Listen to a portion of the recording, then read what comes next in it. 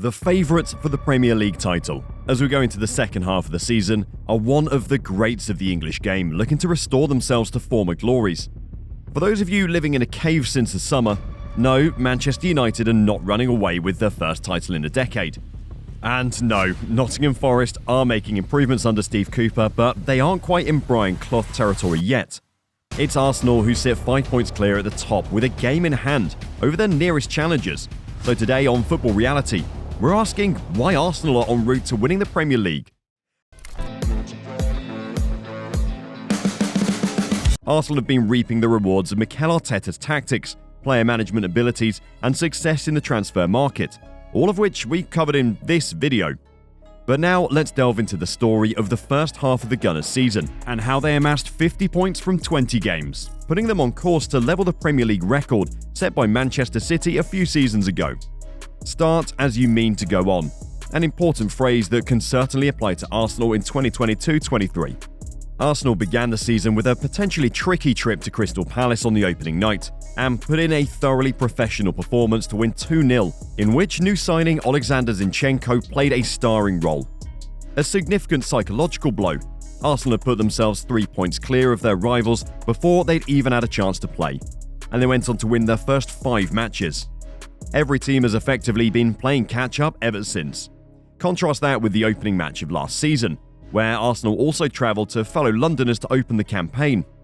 Back then, they lost to newcomers Brentford by the same scoreline, sending them bottom of the table and putting them on the back foot. The bad start continued, and they only really got firing after Christmas. You've got to beat the teams around you. Another footballing cliché, but it makes sense whether you're at the top or bottom of the league. For Arsenal, that means picking up victories against the other so-called Big Six clubs. People questioned whether Arsenal were the real deal in early September, when they were beaten 3-1 away at Manchester United in their first meeting with a fellow title contender. October would be a crucial month, with the North London derby followed by the visit of Liverpool. A dominant second half sent Spurs packing 3-1, before a topsy-turvy game against Jurgen Klopp's men ended in a 3-2 win. The Gunners were even winning when they weren't scoring many, grabbing a 1-0 win at Stamford Bridge. Most recently, in possibly the match of the season so far, Arsenal got their revenge against United. Eddie Nketiah's 90th minute winner made the difference in a 3-2 thriller, reminiscent of the Arsenal-United rivalry of the Wenger-Ferguson era. That means the reverse fixture at Old Trafford is just one of the 2 losses of the season so far. 4 wins from 5 matches against fellow Big Six teams, and 1 defeat in half a season. Any team who does that must be a serious contender for the title. So they're 5 points clear of Manchester City, but the two haven't met in the league yet. They did meet in the FA Cup, where City were the victors 1-0. So are City just going to win both league meetings as well and put themselves back in pole position? Of course, they could. But will they? Despite the free-scoring endeavours of Erling Haaland, City are not romping to the title as many expected. They have already lost 4 times this season, 1 time more than the amount of times they suffered in the entirety of last season, against Liverpool, Manchester United, Brentford and Tottenham. Pep Guardiola's men seem to have rediscovered their form of late, but the goals did dry up around New Year, prompting pundits to speculate as to whether Haaland has had a negative impact on the whole team's performance. João Cancelo, being shipped off to Bayern Munich after plenty of claims that he was disruptive, only gives further evidence that all is not well at the Etihad. Too many off days and not always meeting their incredibly high standards. Are City capable of overhauling the most harmonious team in the league? Closest rivals for the most harmonious tag and 4th in the league are Newcastle. Backed up by their incredible wealth, the Magpies have spent well, but more significantly, manager Eddie Howe has vastly improved players once thought to be huge flops. They have lost once all season, but 9 draws, compared to Arsenal's 2, has probably put them too far behind to mount a title challenge this season.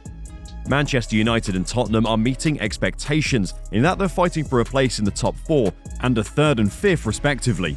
The next 3 places in the table are occupied by 2 clubs who've been on an upward trajectory for many years. Brighton in 6th and Brentford in 7th, and just below them are one of the surprises of the season, Fulham. That means that 2 of the teams that were considered most likely to challenge Manchester City for the title are languishing mid-table. Liverpool are 10th and Chelsea are 9th. Jurgen Klopp's side have been uncharacteristically shaky at the back, with Trent Alexander-Arnold, Virgil van Dijk and Alisson all looking like shadows of their former selves. Mo Salah and Darwin Núñez have been misfiring, while Luis Diaz's injury and the loss of Sadio Mane in the summer have all had an impact. Chelsea have suffered from poor recruitment, with Marc Cucurella, Raheem Sterling, Pierre-Emerick Aubameyang and Kalidou Koulibaly all making a limited impression. Graham Potter came in for the sacked Thomas Tuchel, but the man who could do no wrong at Brighton has been struggling to get a tune out of the Blues. While Arsenal certainly weren't 5,000-1 outsiders in the summer, this season is somewhat reminiscent of the 2015-16 campaign, when Leicester City shocked the world to win the title. Liverpool and Chelsea both finished outside the European places that season. Manchester City were by no means ruthless, and Arsenal registered their only top 2 finish since 2004. Putting together a strong team when your rivals are in something of a transition, it looks like a perfect storm for Arsenal, as it was with Ranieri's Foxes. But what of the players who are making up that strong team? Starting between the posts, Aaron Ramsdale is the most settled number 1 that Arsenal have had for some time, convincingly taking the spot from Bernd Leno. He registered 9 clean sheets in the first half of the season, well on course to break the 12 he got for the whole of last season. David Luiz was a prime example of how Arsenal kept getting it wrong at the back. Too many players lacked solidity in defence and were often trying to do too much with the ball at their feet. But now their back four contains no-nonsense players like Zinchenko, Gabriel and Ben White, who also bring leadership qualities. The likes of Kieran Tierney and Takehiro Tomiyasu also provide strength in depth. Arsenal have also shown patience with William Saliba, loaned out many times over the last few years. They waited until he was properly developed before giving him a chance in the first team, and they've been rewarded with his performances. 8 goal involvements this season, as opposed to just 3 in the last campaign, show how much more of an impact Granit Xhaka is having on proceedings. His partnership with Thomas Partey in the middle is perhaps the strongest defensive midfield pairing in the league, but like all the great teams, they know never to rest on their laurels. Jorginho arrived on deadline day to further strengthen that position. In attack, Arsenal have been seamless, ruthless and mesmerising. Bukayo Saka and Gabriel Martinelli on the wings with Martin Odegaard in attacking midfield have struck fear into the hearts of every other club in the league. They are the team's top scorers in the league. Odegaard is on 8, Martinelli and Saka on 7 each.